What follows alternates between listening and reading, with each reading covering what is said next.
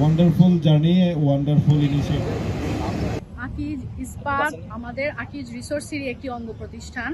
আমাদের আকিজ ইস্পাত আলহামদুলিল্লাহ অনেক দূর এগিয়ে গিয়েছেন এবং আমরা সামনে আরও এক্সপানশন করছি এবং আমরা সবসময় চেষ্টা করি আকিজ ইস্পাত থেকে সবসময় ভালো কোয়ালিটি মানুষের কাছে পৌঁছে দেওয়ার জন্য। এক্ষেত্রে আমরা আকিজ ইস্পাতেরও সেম আমরা ভালো কোয়ালিটি সবসময় দিতে চাচ্ছি আর এবং সামনের দিকে আমরা চেষ্টা করব আকিজ ইস্পাতকে একটি বড় একটা লিডিং রোলে দেখার জন্য। আমরা সেভাবেই কাজ করে যাচ্ছি আর সবাই আকিজ ইস্পাতের জন্য দোয়া করবেন। আমরা এখানে একটা টিম ওয়ার্ক মেনটেন করি, যার প্রেক্ষিতে এখানে আমাদের বিভিন্ন খেলাধুলার আয়োজন হয়। তো আমরা কিছুদিন আগেই ফুটবল টুর্নামেন্ট আয়োজন করেছিলাম, আজকে সেটার পুরস্কার বিতরণী হলো। তো এটার মাধ্যমে আমরা সবসময় একটা স্পোর্টিং এনভায়রনমেন্ট আমাদের ফ্যাক্টরিতে মেনটেন করি। তো তারই ধারাবাহিকতায় আজকে এটা আমরা করলাম এবং ভবিষ্যতেও এই ধারাটা অব্যাহত থাকবে। তো আমাদের ফ্যাক্টরিতে একটা মসজিদ এবং ক্যান্টিন কমপ্লেক্স নতুন করে এটার উদ্বোধন হলো।